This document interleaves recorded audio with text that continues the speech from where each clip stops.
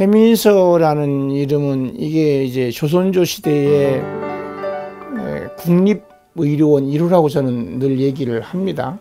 그래서 그 당시 해민원, 해민서를 두고 활인원을 두고 의료체계가 이제 이루어졌었는데, 해민서는 궁궐 밖에 서민들을 상대로 하는 의료기관이었었다. 전염병을 퇴치하고 전염병으로 고생받는 민초들을 위해서 의술을 베풀던 곳이다. 그렇게 알고 있었거든요. 그러다 보니까 제가 하고 싶은 일이 이제 그런 일들이었었고, 사회재생조합을 만들어서 사회공헌 사업을 좀 해야 되겠는데 어느 부분에 사업을 할까 하다가 급격하게 늘어나고 있는 노인 인구를 대상으로 하는 일을 하고 싶어서 이제 해민서라는 이름을 짓고 정식으로 출발하게 돼서 일을 한 거죠.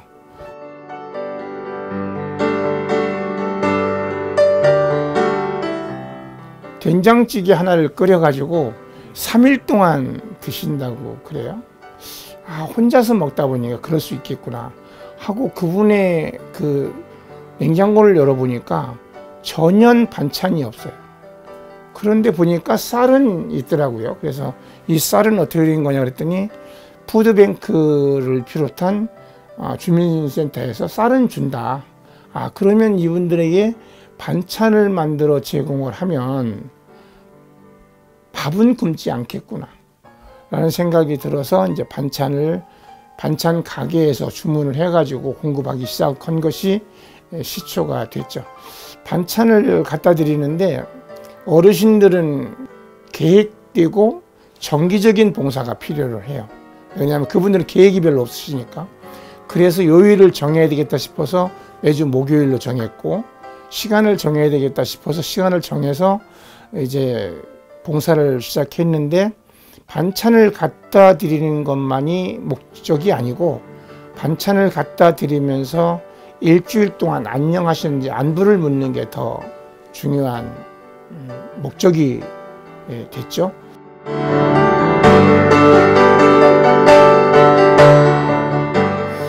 우연한 기회에 그분이 혼자라는 것을 알게 됐고, 그분이 나한테 아주 쉬운 말로 동생 내가 죽으면 좀 장례를 좀 치러줄 수 있겠나? 그래서 그러시지요 라고 쉽게 대답을 했어요.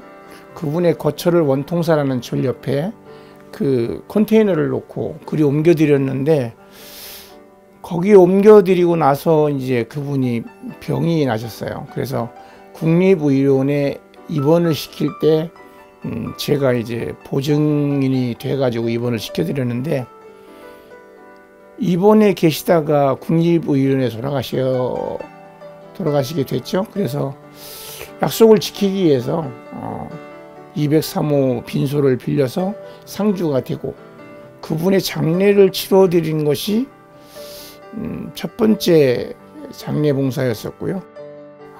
이렇게 외롭게 살다가 돌아가시는 분이 많이 계시다는 것을 알게 됐고, 그래서 이제 장례 봉사를 시작하게 된 것이 이제 그 계기가 됐고요.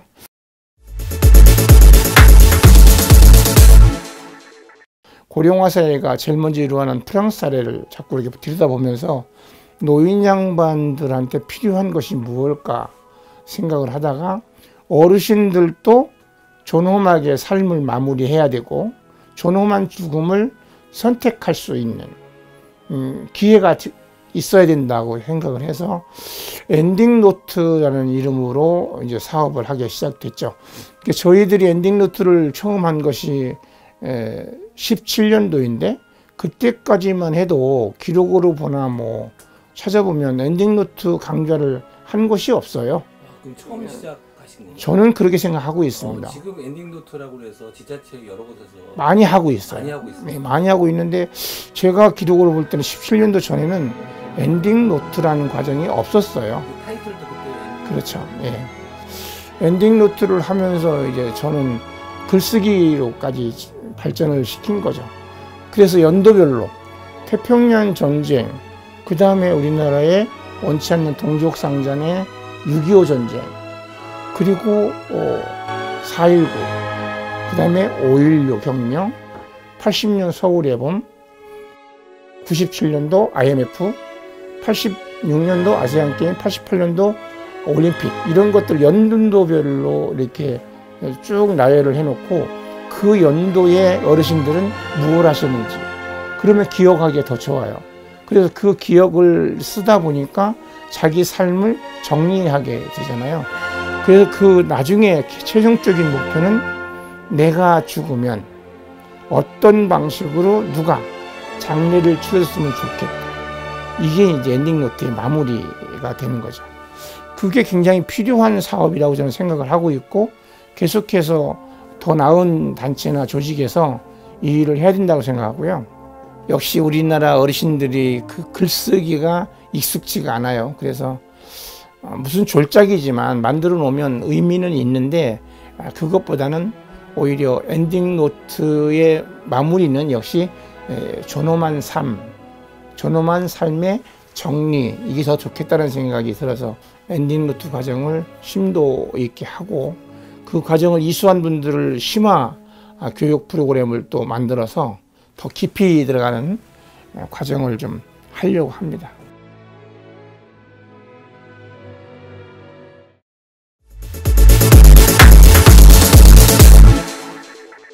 연명치료 의학에 관한 법률이 생겨요. 그래서 그 전에는 그런 게 없었다고 생각을 했습니다. 근데 그것이 왜 필요하냐면, 저같이 좀 건강한 사람들은 평생 병원비가 죽기 전 3개월 동안의 병원비보다 훨씬 적어요. 그러니까 죽기 전 3개월의 병원비가 평생 쓴 병원비보다 많다는 거예요. 그리고 죽기 전 3일 동안 집중치료실에 들어가는 병원비가 3개월 동안 병원비보다 훨씬 많아요.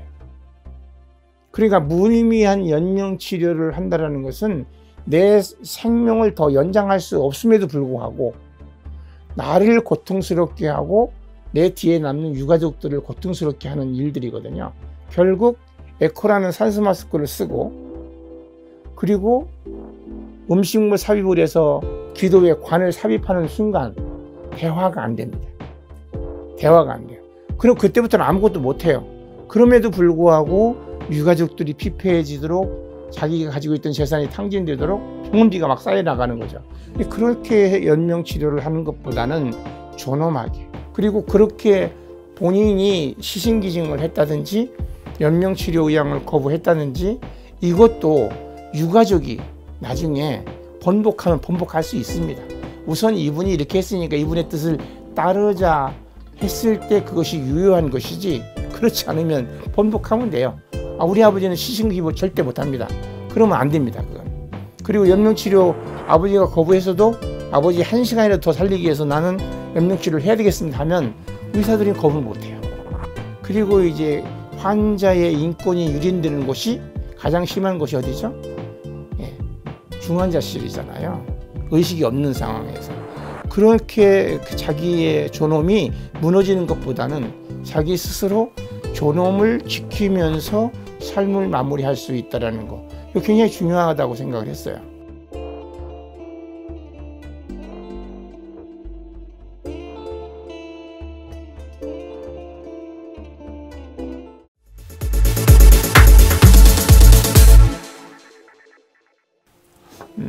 소원여행이라는 것은 내가 어르신 복지에 대해서 관심을 많다 보니까 네덜란드에 앰뷸런스 소원재단이 있다는 것을 알았습니다. 그것도 보도를 통해서 알았어요. 그래서 앰뷸런스 소원재단이 뭐야 하고 막 인터넷 검색을 해보고 찾아보니까 그 앰뷸런스 기사가 하루는 목숨이 얼마 남지 않은 시한부 삶을 살고 있는 환자를 모시고 병원을 간 거예요. 그랬더니 병원에서 앞에 환자가 있으니까 3시간 정도 기다려야 된다고 그냥 얘기를 한 거예요. 그랬더니 이 앰뷸런스 기사가 이 3시간 동안 뭘 하지? 고민을 하다가 혹시 뭐 3시간 정도 기다린다고 하는데 하고 싶은 게 있어요. 그러니까 환자가 바다가 보고 싶다고 그런 거예요. 그래서 앰뷸런스를 돌려가지고 바다를 가서 바다 구경을 시켜드렸는데 그 환자가 마음에 너무 편안함을 얻고 바다를 보는 것에 아주 감동을 받은 거예요. 그래서 그 앰뷸런스 기자가 이제 그걸 염두에 두고 있다가 늘 내리 속에서 사라지지가 않으니까 회사를 퇴직하면서 앰뷸런스 하나를 주면 내가 이런 일을 하고 싶은데 그랬더니 앰뷸런스 회사에서 이거 하나 가지고 가라. 그래서 한 대로 시작한 앰뷸런스 소원재단의 그 규모가 상당히 많은 앰뷸런스를 확보하게 됐고 많은 분들에게 생애 마지막 여행을 제공하는 그런 기사를 읽으면서 외국에는 있는데 한국에는 왜 없지? 내가 한번 해볼까? 그래서 호스피스 병동과 연계를 해서 말기 암 환자들이라 하더라도 버킷리스트가 있을 것이다 생각을 하고 앰뷸런스 소원재단을 시작했던 건데 앰뷸런스가 안 되니까 지금은 어르신 소원재단이라고 이름을 바꿔서 지금 사업을 진행을 하려고 하죠. 그렇게 마지막 여행을 다녀온 뒤로 고인이 되신 분들을 여러 명을 만났어요. 한 분 한 분이 다 사연이 있어요. 정말 반세기 아니면 한 세기를 살아오시면서 질곡의 삶을 사셨을 거 아니에요? 그래서 다음에는 어르신들한테 어디 가고 싶은 데가 있느냐, 뭐 했으면 좋겠냐 그랬더니 청량리에 KTX가 생겼다는데 기차를 한 번도 못 타봤다는 거예요. 그래요? 그러면 기차를 타고 강릉 바다 구경을 한번 가자 해서 이제 뭐 저희들이 준비를 해가지고 각 주민센터에 있는 휠체어들을 다 동원하고 그래서 그분들을 모시고 이제 강릉에 여행을 갔죠. 그래서 강릉에 도착해서 강릉 두 마을에 가서 맛있는 점심을 대접해드리고 그 다음에 그 바다에 가서 바다 구경을 시켜드리는데 멀리서 봐도 저 어르신이 흐느끼고 있다라는 것을 내가 느낄 수가 있었어요. 그래서 이제 제가 살금살금 가서 어깨에 손을 얹으면서 왜 그러세요? 그랬더니 정말로 복받치는 눈물을 흘리시면서 자식이 많으면 뭐하나 이사장이 내 자식일세 너무 좋다는 말씀을 하시면서 이제 당신이 살아온 얘기를 쭉 하는데 오히려 내가 감동을 받고 기차를 타고 오면서 한 분 한 분은 손을 잡아드리고 이야기를 들어보니까 너무 좋다, 너무 좋다. 그러면서 이제 올라와서 다음에 여행을 또 가기로 했는데 코로나가 팬데믹으로 가면서 여행을 못했어요. 그래서 이제 그 여행도 내년에는 한번 다시 시도를 해야 될 것 같고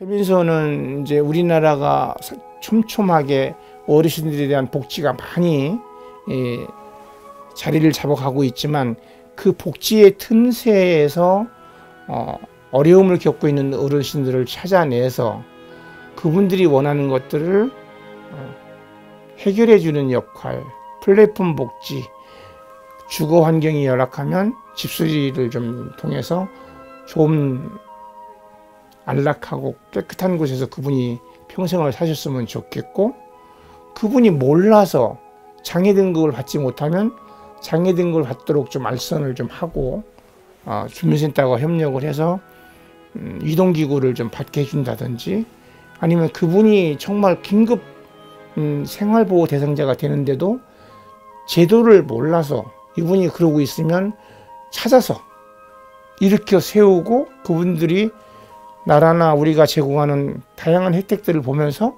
함께 편안하게 여생을 마무리할 수 있도록 해야 되겠다. 이것이 이제 우리 미션이죠.